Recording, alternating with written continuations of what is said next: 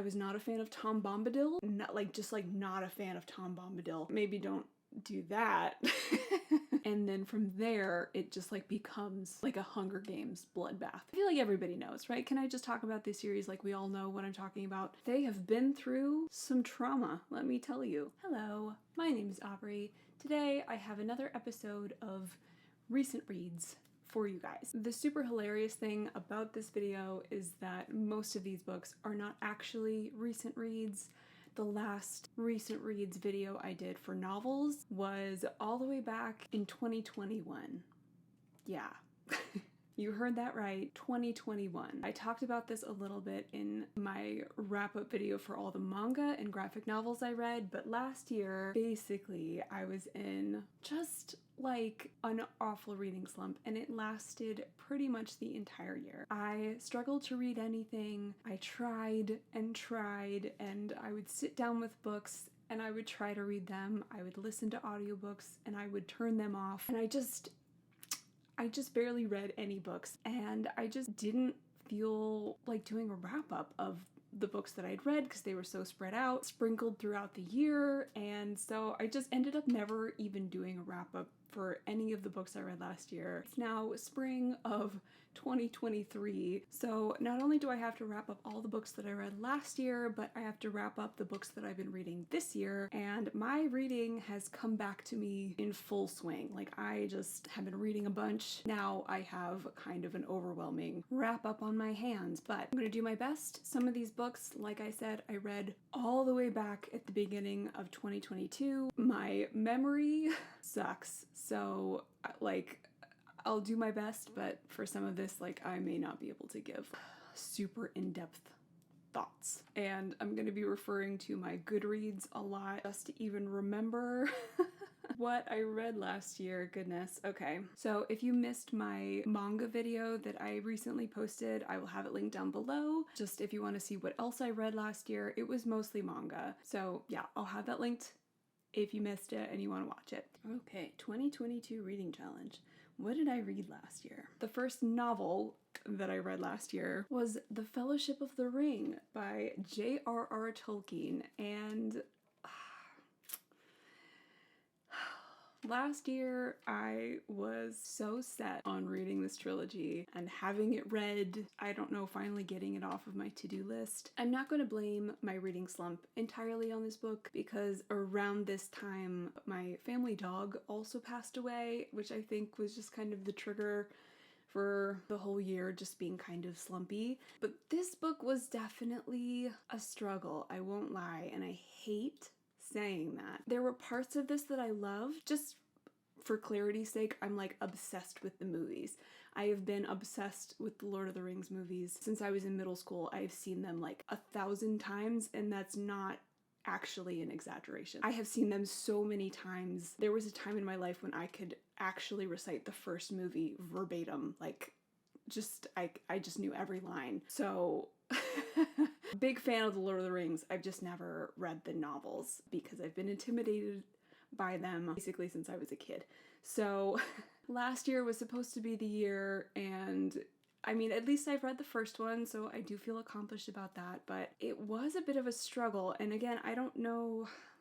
I just don't know. I don't know if it wasn't like the right time and I was just trying to make myself read it because I wanted to have read it and I wasn't really in the mood for it, or what went wrong. I think Tolkien is a beautiful writer, but it is very omniscient writing. So you're far above everything that's happening. I don't know, my eyes sort of glazed over during long passages of certain parts of the book. I was not a fan of Tom Bombadil. Not a fan of Tom Bombadil. I am so glad that they cut that out of the movies because just, wow, I did not like that one bit. I'm just trying to even remember what thoughts I was having while I was reading this. There were definitely little bits of like scenes, character moments, things that weren't in the movies that I did love very much. For example, Samwise Gamgee loves Bill the horse. You know, Bill the horse?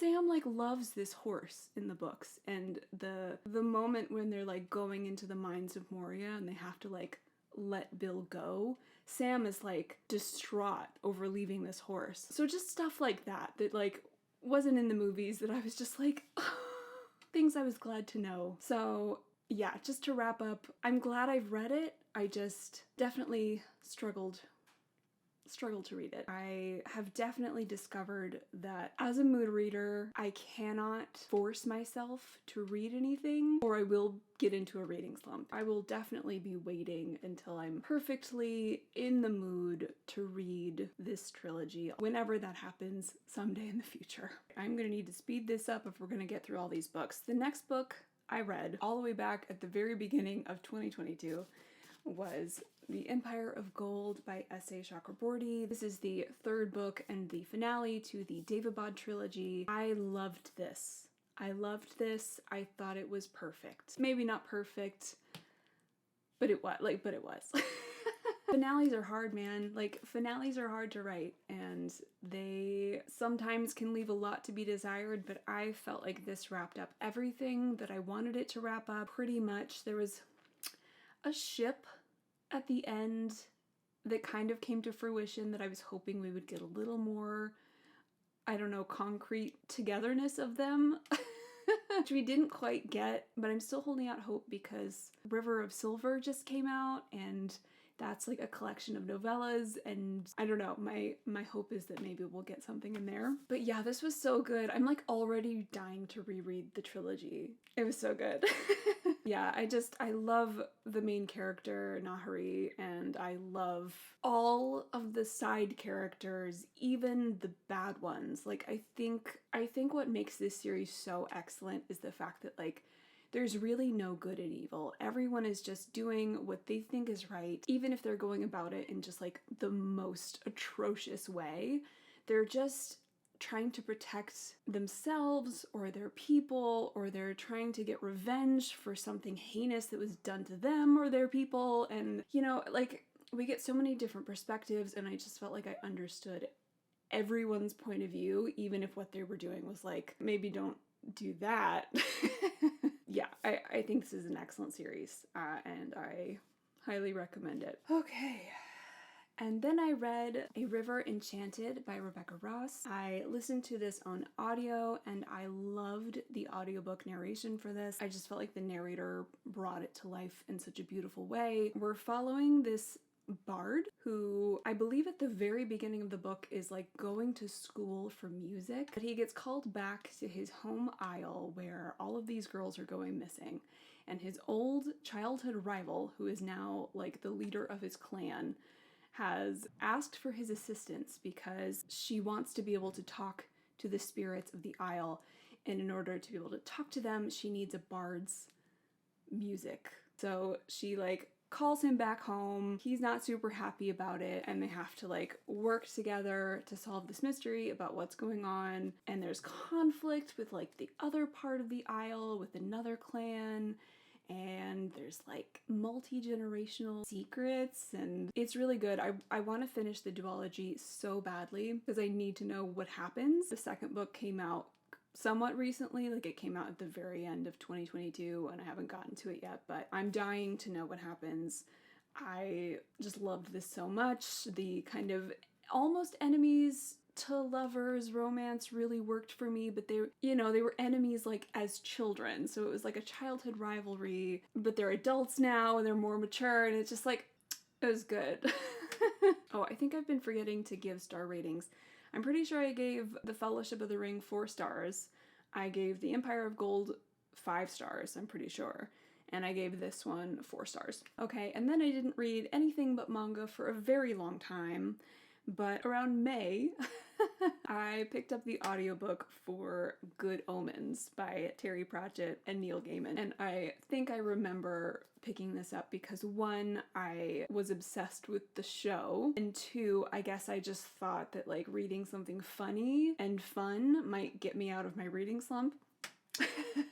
It didn't work, but I did enjoy this book. I remember trying to read this book before watching the show, but I kept getting really confused. The book jumps to several different points of view. The characters are kind of all over the place in different parts of the world, and I remember just being confused. I was like, wait, where are we? Whose head are we in? Like, what's going on? So I'm pretty sure I DNF'd Good Omens the very first time I tried to read it, and I ended up just watching the show and loving it. And so picking the book up this time, I was much better able to like keep track of what was happening because I had seen it. I'm not saying that the book is meant to be confusing. I think I just had trouble keeping track of it for some reason. So I enjoyed it much better the second time around. I don't think I have too much to say about it, honestly. I still think I prefer the show, and if you were going to do one or the other, I think I would recommend the show over the book, but I don't know, they were both good. Okay, and then I picked up Where the Drowned Girls Go by Shauna Maguire. This is one of my absolute favorite fantasy series, and again, I think I was hoping that returning to this world might help me get out of my reading slump. Again, it didn't work, but I enjoyed this one. I wish I could remember more about it. We're following one of the characters that we've met in previous books, Cora, and Cora is a mermaid, so that's fun. And I think after the events of Come Tumbling Down, she like went through something traumatic, and in this book she's kind of wanting to like escape that trauma, and so she ends up going to this other school for wayward children that isn't Eleanor Holmes' school. And this school is like a lot more militant, and their whole thing is that they want the kids to stop believing that they ever went to their respective doors in the first place. If I remember that correctly, like I think their whole thing was just like, that never happened, like you didn't go there, it was all a dream basically. And Cora kind of struggles with that mentality and rebels against it. And yeah, like I said, I just don't really remember this that well. I think I liked it. I gave it 4 stars. I think I remember feeling like this was a really necessary entry in terms of understanding, how do I explain this? Reading the Wayward Children series is kind of a bizarre experience because it's almost as if the doors that the children go through and these worlds that they experience and fall in love with, but then they come back to reality and have a hard time adjusting, and all they want is to like go back to their door, leave their parents behind and leave their life behind because these worlds that they find are so much better than real life. And it almost feels like, and I've sort of had this suspicion through the whole series, that like the doors are a metaphor for something else, like addiction or trauma or something like that. And I feel like this book clarifies that like the doors are not anything other than doors.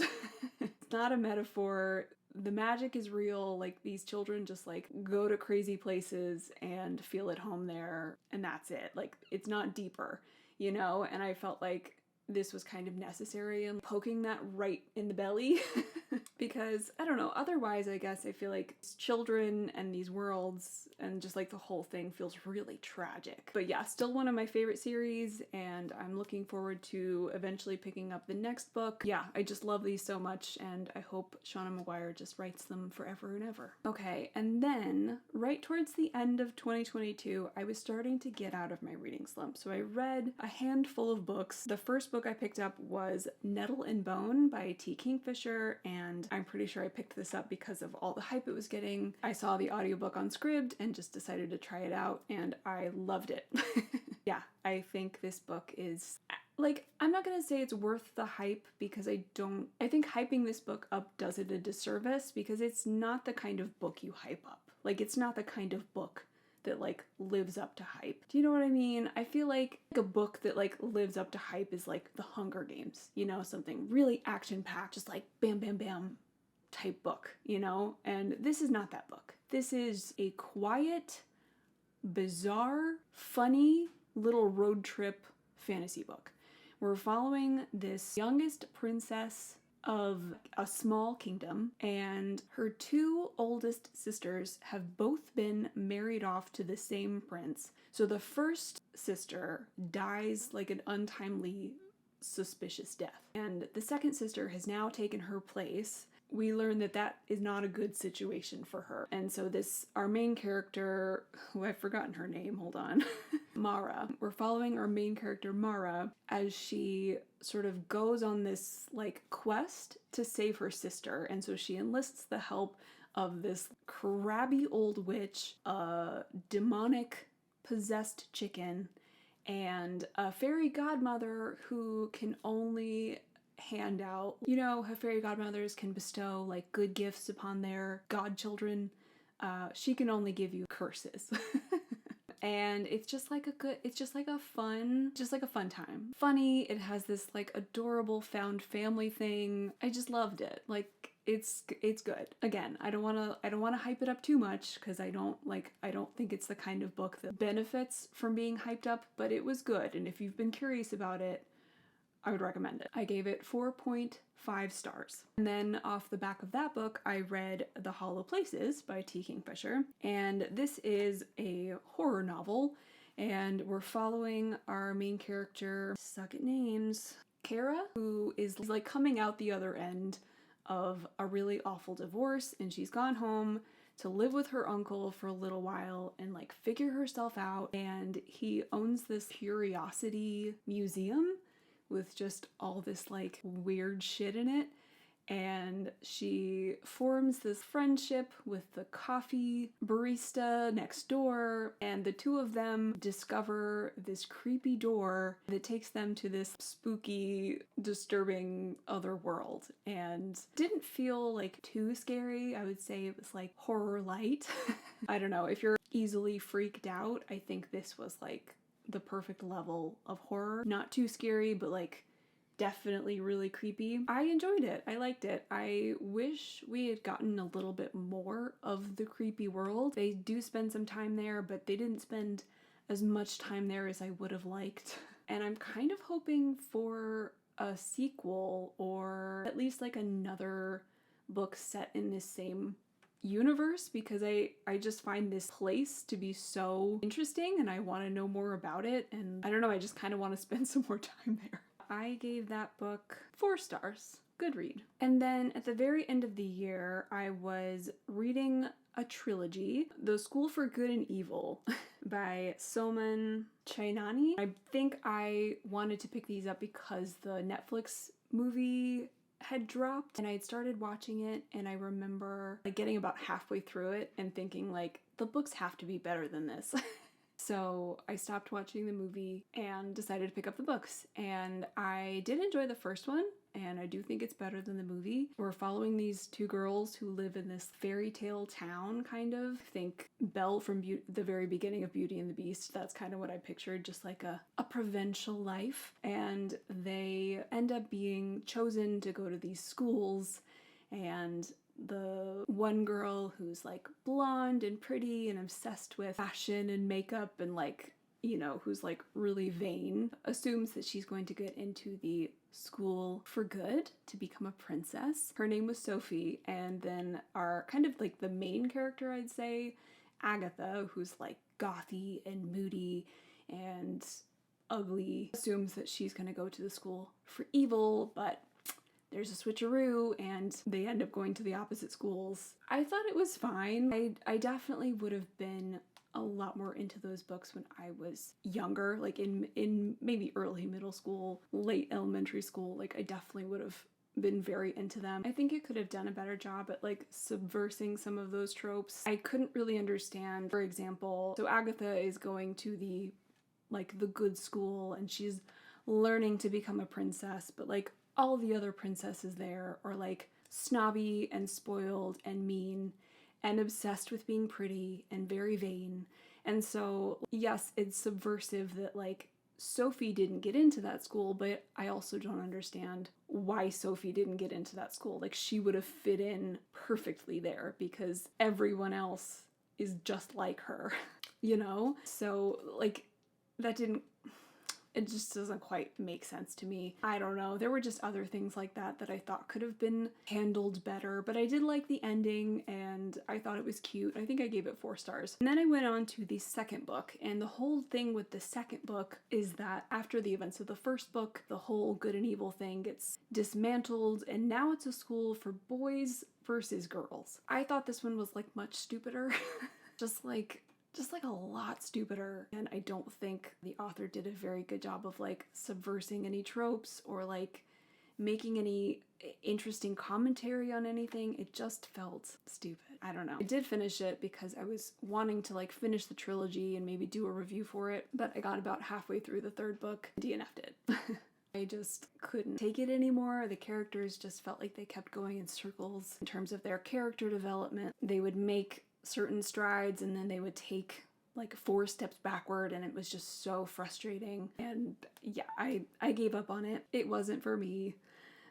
Too bad. I ended up giving the second book 3 stars, but I feel like in hindsight I might even rate it lower than that. I just really found it very problematic. You know, like I know that I'm not the target audience, and so I tend to be a little more generous with my ratings for like middle grade books, but yeah, that one was just really not it. Okay, so now we're on to my reading for this year.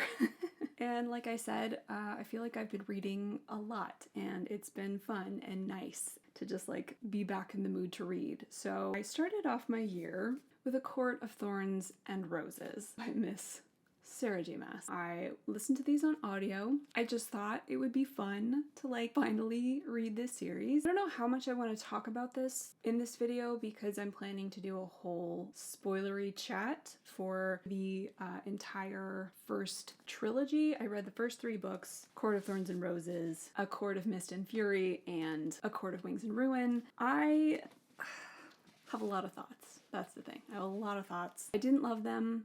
I was hoping to, you know, like I was really hoping and wanting to love these and be obsessed with them like everybody else is, and I just wasn't. I gave this first book 2 stars. I gave A Court of Mist and Fury 3.75, I believe, and then I gave Court of Wings and Ruin 1 star? That's not to say that I think all of these are bad books, that I think this is a bad book. I just didn't enjoy them. I enjoyed the fairy tale Beauty and the Beastness of this one to some degree. I think Feyre in this book particularly is just really stupid. Sorry, like she just makes really stupid decisions over and over and over again in this book, and it really irked me. I also think Tamlin is so boring, like so boring to the point that there's this, like if you haven't read the series, there's like a side character named Lucian who was so much more interesting, and he and Feyre had so much better like chemistry together that I was starting to think that maybe he was actually the love interest. Like I was so confused about Tamlin, like so confused. But like it was still, I don't know, it was still an enjoyable enough read. Like I definitely did binge read most of this in one day, you know, like it still felt really readable even if I wasn't like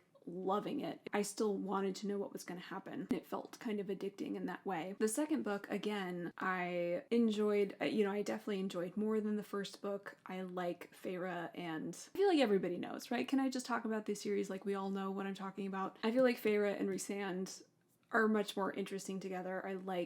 Feyre felt much more interesting in this book. She was going through dealing with her trauma. She wasn't quite so stupid in this book. Like she didn't like make really stupid choices. So I found her more interesting. I found her arc more interesting. I like Rhysand fine. I think he's fun, and I like their, you know, flirty banter, but you know, I don't know, I just still wasn't like that into it. The funny thing is that like once the 2 characters finally get together, there's like still a bunch of chapters of plot that happens right after, and I stopped listening to the audiobook after they got together for like 2 weeks.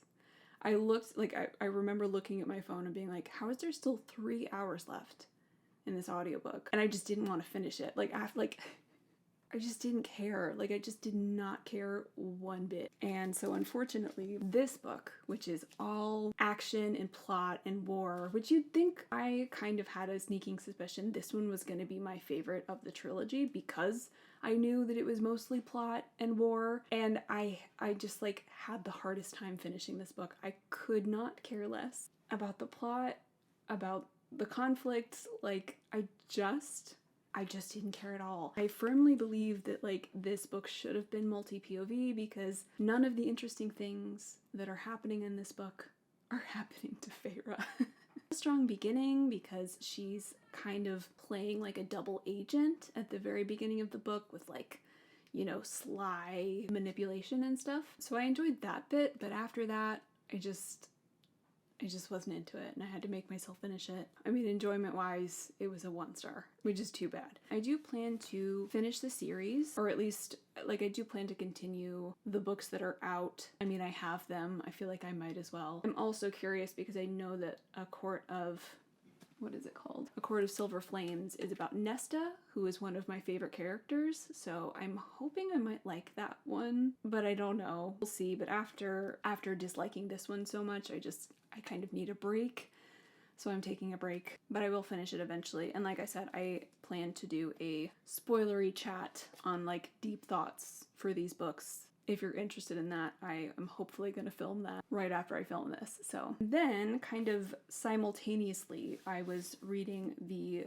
Planetess manga. This is by Koto Yukimura, and I feel like he is much more famous for his Vinland Saga manga. I haven't read these yet, but I am looking forward to them one day. But I decided to pick these up first because it's just like a finished little series, and we're following these characters in kind of a not so distant future where space travel is very possible, and there's all these like little bases on moons and stuff, and outer space has kind of become littered with junk, and we're following basically space garbage men, and they just like fly around trying to collect the space debris, because if the space debris comes in contact with spaceships, it can like tear right through the walls, destroy ships, and like just really mess things up. So they go around and like collect debris, and the chapters kind of read like little short stories. We're following like 3 different characters on the same ship. We get a glimpse kind of into each of their lives and what's going on with them, and I don't know, it's just kind of about like life and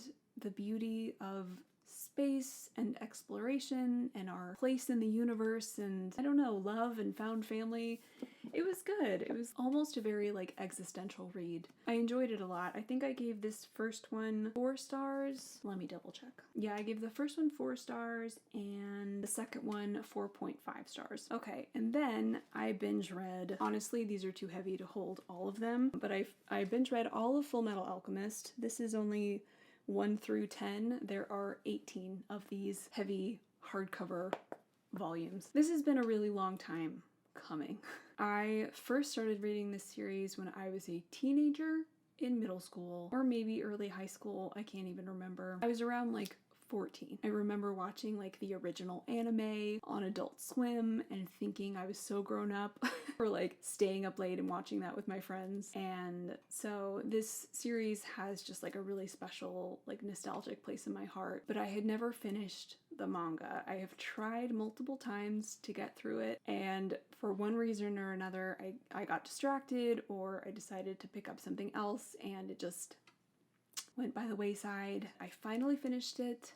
I've read it all. I can finally watch Brotherhood because I've been waiting.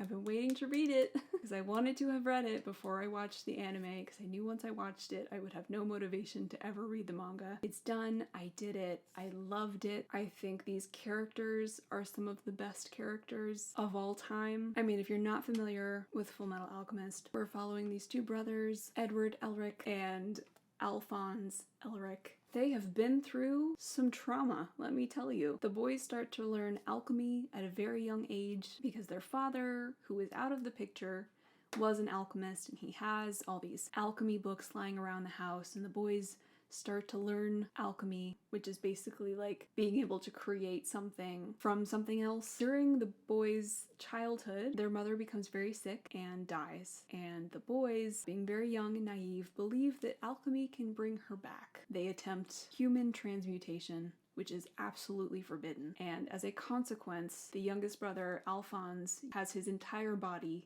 taken, and in order to get Alphonse's soul back, Edward sacrifices his arm to get his soul, and he's able to transmute his brother's soul into a suit of armor. And so both of the boys are on this journey to get their original bodies back.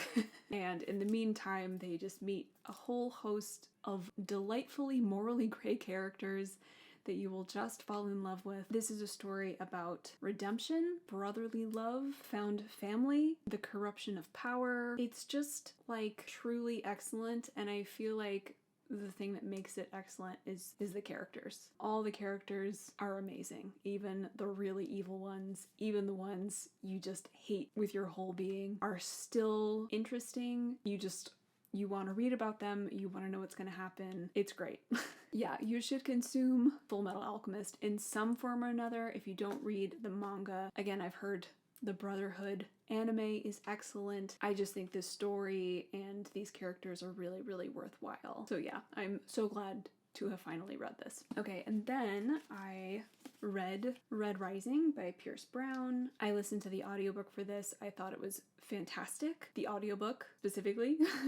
I thought the narrator was fantastic. He did such a good job. This book was good. It's very Hunger Games. We're following this character Darrow, who is a red, and reds are like bottom of the barrel of society. He and his like fellow reds are basically miners. Like they get sent down into these like deep caverns, and they're supposed to be collecting important resources for the good of the future society. It takes place on Mars. So they're building this civilization for, you know, a future generation to come to Mars and have a good life. And so this is what they're struggling for, and this is what makes their pain and blood worth it, because on their backs will like the new society be able to form. And after some very tragic events, Darrow comes to find that not all is as it seems, and he basically gets thrust into this world of the golds, and the golds are the top of the society, the elite, the 1%, you know, they rule everything. And then in between there's all these other colors, so there's like the bronzes, the greens, the pinks, there's like a whole range of other colors that mark your status, and we don't see too much of that in the book. It's really just we see the reds and then we see the golds, so that may get explored more in other books. As far as this one, I was a little bit confused about like what makes a red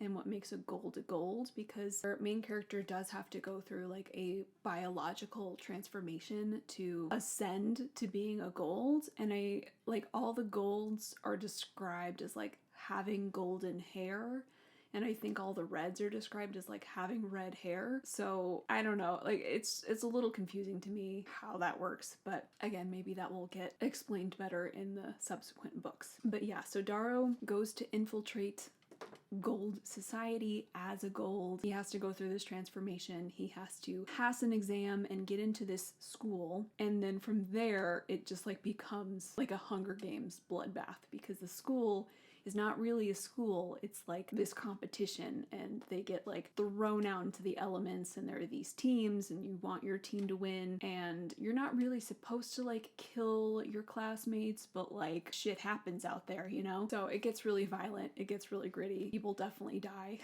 And yeah, I thought it was fun. I think I enjoyed the first 25% of this and the last 25% of this the most. I didn't super enjoy the middle for some reason. I ended up docking an entire star because of the way that all of the women were written and treated in this book. I just felt like every single female character was a martyr, they were a victim, they were used as bait. Women's pain and trauma was often used as like catalysts for like the male characters to go do something and to like fuel the male character's rage. It just really rubbed me the wrong way, and it kept happening over and over and over again throughout the entire book. I just really didn't enjoy that. So again, hoping that this gets better with the next few books, but everything else about it was fun and fine, and I enjoyed like the fast-paced, gritty nature of it, and I am definitely looking forward to finishing the trilogy, and I've heard that Golden Sun is like the best one. And then I started to reread Clockwork Angel by Cassandra Clare, which I will get to in just a minute, but as I was rereading it,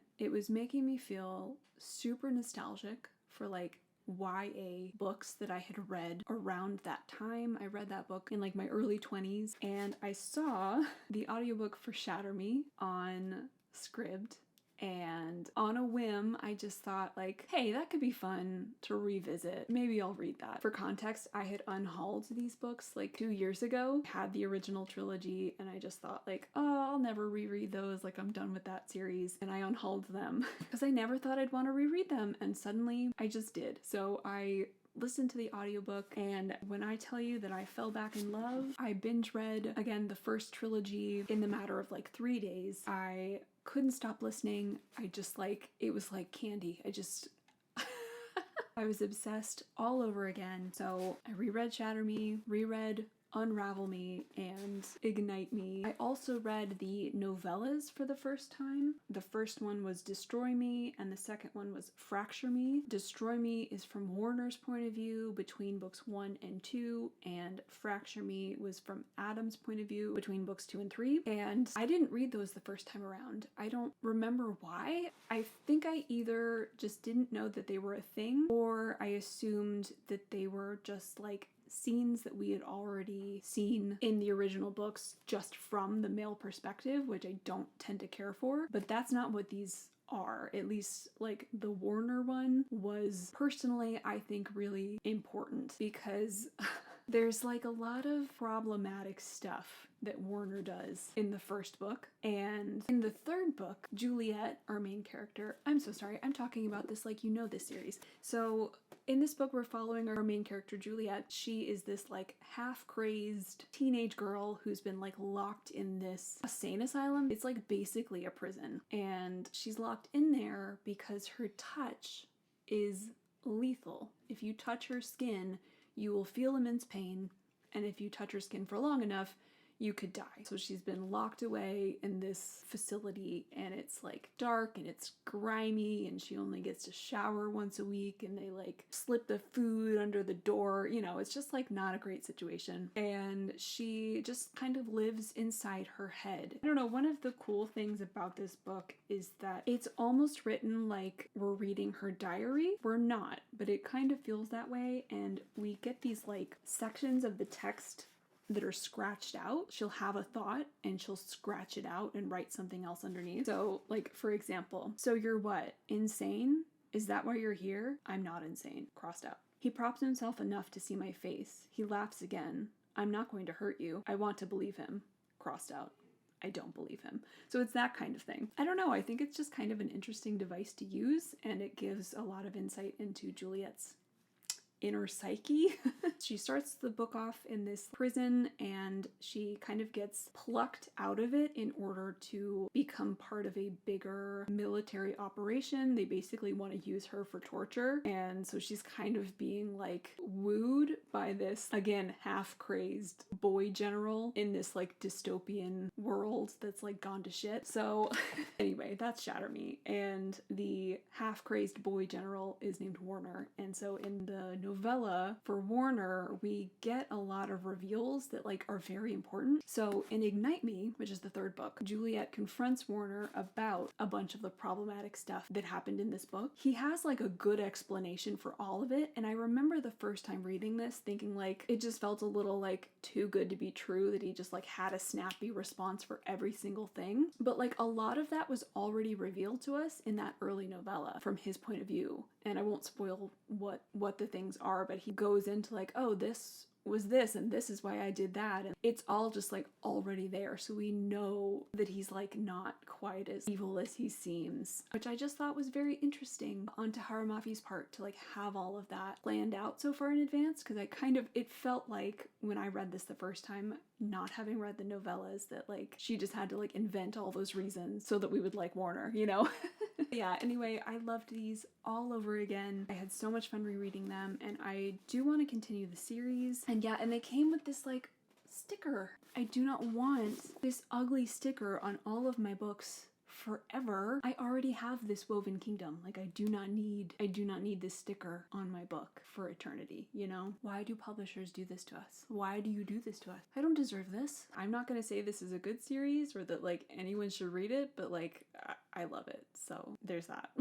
Right, and then very recently, I decided to reread A Darker Shade of Magic, V.E. Schwab. I read this for the first time in 2021 at the very end, so not that long ago, but long enough ago that I wanted to refresh, because I want to finish the trilogy. I don't know why I felt inspired to read this right now, but I did. And yeah, it was fine. I stand by my first 3-star rating of this. I think it is just fine. I think Kel works as kind of a grumpy main protagonist. I still really dislike Delilah Bard. I think the plot is fine. I think the multiple Londons thing is really interesting. I think Kel's magical coat that he like turns inside out and has multiple different sides is really interesting. And that's really it. I don't have too much to say about this. Like I said, I feel like I didn't read it too long ago. I am currently about halfway through this book. I'm enjoying it. There's like pirate vibes. I really like the new pirate captain character who I have already forgotten the name of. Alucard. I really like Alucard. Kel is like kind of rubbing me the wrong way in this one. He's like so grumpy and all he does is frown.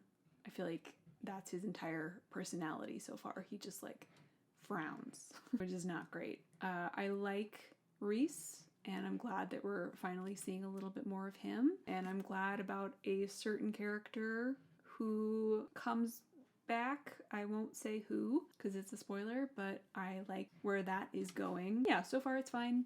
The plot's moving a little slowly for my taste, but I think there's about to be like a competition, so hopefully things will pick up. And yeah, I'm excited to finally have this like under my belt. And then the very last book I just briefly want to touch on is Clockwork Angel by Cassandra Clare. I'm not finished with it yet. I have just a tiny little bit left. And even this is a bit misleading because a big chunk of this like end is like a chapter for Chain of Gold. So I really only have like this much, and I have already read this book. It's just been a very long time and I'm rereading it. Yeah, it's been a really fun reread. I've enjoyed like getting back into this world, and especially this like old like London setting. I do feel like this first book is definitely not the strongest one. The writing is like not great. Cassandra Clare used to be a fan fiction writer before she started like publishing her own books, and I feel like you can tell, not to say that like all fan fiction is poorly written, that's not what I mean. I just mean it has a very kind of like amateurish, rushed feel to it. Like I just think this could have taken a couple more edits to really smooth it out in terms of just like the sentence structure, the similes and the metaphors she uses. Like definitely could have used another once over. She tends to like over-explain a little bit too much, like she doesn't trust us to understand what she's talking about, that kind of thing. But I do still feel like it's a fun time. I don't know, I just have a soft spot for the trilogy, so I'm enjoying this, but I know that like the next 2 books are so much better, so I can't wait to finally get to those. And yeah, I think the first time around I rated this 4 stars, and I think I would stick with that rating. I mean, I might rate it a little lower upon reread just because it's like, it's a lot slower than I remember it being, and the characters aren't nearly as, I don't know, vibrant in this one as I remember them being in later books. All in all, I think this one is okay, but it's definitely not the strongest one. But yeah, still enjoying it. Okay, so that is all for my recent and not so recent reads. Thank you so much for watching. This ended up being a much longer video than I wanted it to be. But yeah, have you read any of these books? You can let me know in the comments and we can chat about whatever you want. As always, if you have any recommendations for me, I love you guys' recommendations. They always make me so happy. So if there's anything you think I should be reading, let me know. And yeah, please like this video if you liked it and subscribe if you want to see more from me. I hope to see you next time. Bye.